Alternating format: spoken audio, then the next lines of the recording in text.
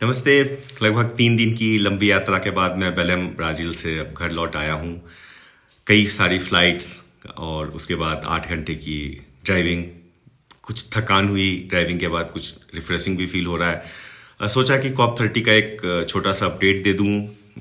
आखिरी दिन क्या हुआ, तो COP30 के आखिरी दिन कुछ ड्रामा रहा। एक बहुत अनफॉर्चुनेट इवेंट जो आग लग गई, आपने खबरों में देखा होगा कि ब्लू जोन में आग लग गई।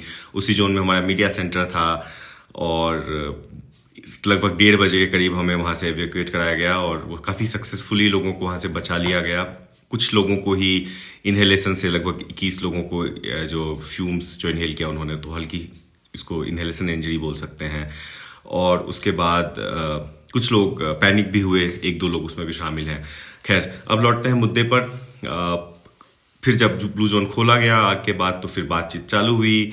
उसमें जब मैं फ्लाइट में था तब भी बातचीत हो रही थी और जो मैंने अपडेट्स लिए उसके हिसाब से ग्लोबल इम्प्लीमेंटेशन एक्सेलेरेटर शुरू करने की सहमति दी, यानी कि जो भी होगा इम्प्लीमेंट करना होगा उसको तेजी दी जाएगी। एक जस्ट ट्रांजिशन मैकेनिज्म भी पास हुआ। इसके अलावा आने वाले महीनों में फॉसिल फ्यूल ट्रांजिशन और डिफॉरेस्टेशन रोकने के लिए रोड मैप तैयार किए जाएंगे। फाइनेंस में कुछ बड़े फैसले हुए। देशों ने 2035 तक एडेप्टेशन फाइनेंस को 3 गुना का जो प्लान है उसको सपोर्ट किया कि 3 गुना करना है 2035 तक इस फाइनेंस को। साथ ही कई बड़े कमिटमेंट्स भी आए, कई बड़े नंबर्स देखने को मिले, जैसे कि $6.5 बिलियन, लगभग 54,600 करोड़ जंगलों के लिए, $1 ट्रिलियन, लगभग 84 लाख करोड़ पावर ग्रिड और एनर्जी स्टोरेज के लिए, $590 मिलियन यानी 4,956 करोड़ मीथेन कम करने के लिए, $1.8 बिलियन, लगभग 15,120 करोड़ आदिवासी समुदायों के लिए। तो ये कुछ नंबर्स जो डॉक्यूमेंट है उसमें देखने को मिले। इस पर जो एक्सपर्ट्स की राय है वो काफ़ी मिली जुली है। कुछ एक्सपर्ट्स ने कहा कि कॉप में असली मुद्दों पे बातचीत हुई, कम से कम चर्चा में वो मुद्दे आए।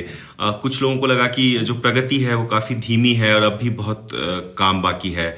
कुछ ने यह भी कहा कि एडेप्टेशन फाइनेंस के वादे अभी भी साफ नहीं है, उस पर कोई क्लैरिटी नहीं है। आखिरी घंटों में माहौल थोड़ा टेंशन भरा भी था। कुछ देश प्रक्रियाओं और टेक्स्ट को लेकर असहमत थे, जो फाइनल टेक्स्ट जो आता है उसको लेकर असहमत थे, लेकिन आखिर में पूरा पैकेज पास हो गया। कुल मिलाकर COP30 में कुछ ऐसे कदम उठाए गए जो हमें इस चर्चा में आगे बढ़ाते हैं। कुछ आगे बढ़ने वाले कदम हैं, लेकिन अभी सफ़र बाकी है और ये बातचीत जारी रहेगी। तो ये थे COP